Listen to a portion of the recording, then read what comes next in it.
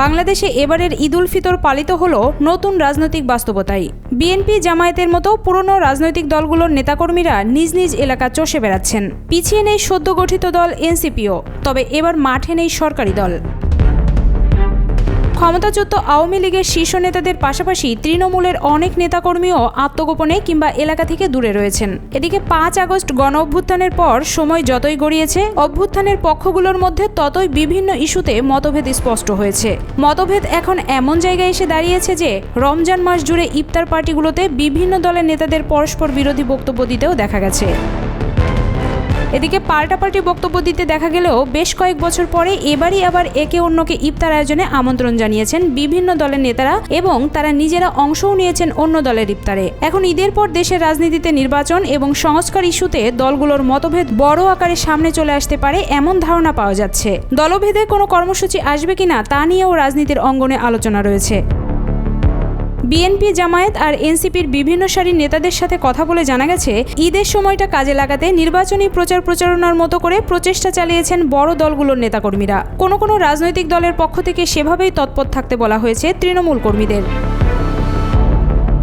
সাম্প্রতিক কয়েক সপ্তাহে রাজনীতির প্রধান আলোচ্য বিষয় দেশে আগামী নির্বাচনের দিন তারিখ কবে ঘোষণা হবে। রোজার মধ্যে নানাভাবে নিজেদের উপস্থিতি জারি রাখার চেষ্টা করেছে রাজনৈতিক দলগুলো। এর মধ্যে জামায়াতে ইসলামী ও এনসিপি জোর দিয়ে এসেছে রাষ্ট্রীয় সংস্কার এবং জুলাই আগস্টে নিপীড়নের দায়ে আওয়ামী লীগের বিচারের দাবিতে। অগ্রাধিকারের দিক থেকে এগুলোর পরে তারা নির্বাচনকে রেখেছে।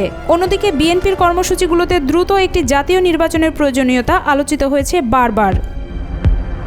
সম্প্রতি স্বাধীনতা দিবস উপলক্ষে জাতির উদ্দেশ্যে দেয়া ভাষণে প্রধান উপদেষ্টা অধ্যাপক মোহাম্মদ ইউনুস বলেন, নির্বাচনের ব্যাপারে আমি আগেও বলেছি, আবারও বলছি, এই বছর ডিসেম্বর থেকে আগামী বছরের জুনের মধ্যে নির্বাচন হবে।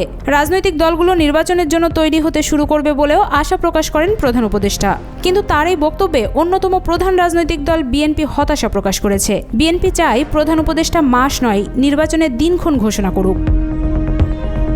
গত ডিসেম্বর থেকেই বিভিন্ন সময়ে নির্বাচনের তারিখ নিয়ে ধোঁয়াশা ও অস্পষ্টতার অভিযোগ তুলে সুনির্দিষ্ট রোডম্যাপ দেওয়ার দাবি জানিয়ে আসছে দলটি। এবার এই দাবিতে তারা আরও সক্রিয় হতে চায়, আরও একবার আনুষ্ঠানিকভাবে তাগাদা দিতে চায় সরকারকে।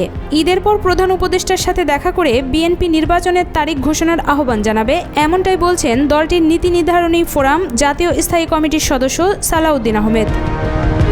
নির্বাচনের রোডম্যাপ নিয়ে অস্পষ্টতাকে বিএনপি দেখছে সন্দেহ ও সংশয় নিয়ে। নির্দিষ্ট তারিখ ঘোষণা না করার পেছনে কারণ কি সেটি বুঝতে চায় তারা। অন্যদিকে জুলাই আগস্ট আন্দোলনের আরেক অংশীদার বাংলাদেশ জামায়াতে ইসলামী নির্বাচন প্রসঙ্গে সরকারের অবস্থানের প্রতি সমর্থন ব্যক্ত করে আসছে। দলটির সেক্রেটারি জেনারেল মিয়া গোলাম পরোয়ার বিবিসি বাংলাকে দেয়া এক মন্তব্যে বলেছেন, অধ্যাপক ইউনুসের বক্তব্যের পূর্ণ আস্থা রাখছে তাদের দল। অন্যদিকে রাষ্ট্রের সামগ্রিক সংস্কারের প্রয়োজনীয়তা তুলে ধরে রাজনৈতিক কর্মসূচি নিয়ে মাঠে সক্রিয় থাকতে চায় গণ অভ্যুত্থানের নেতৃত্বদানকারী দল জাতীয় নাগরিক পার্টি বা এনসিপি। রাজনৈতিক বিশ্লেষকরা বলছেন, সার্বিক পরিস্থিতি থেকে ধারণা পাওয়া যাচ্ছে বিএনপির প্রত্যাশা মতো ডিসেম্বরে নির্বাচন হওয়ার সম্ভাবনা ক্ষীণ। ফলে চাপ তৈরির কৌশল হিসেবে বিএনপি মাঠে থাকতে পারে, কিন্তু পরিস্থিতি অস্থিতিশীলতার দিকে গড়ায় এমন কোনো কর্মসূচির দিকে হয়তো তারা যেতে চাইবে না।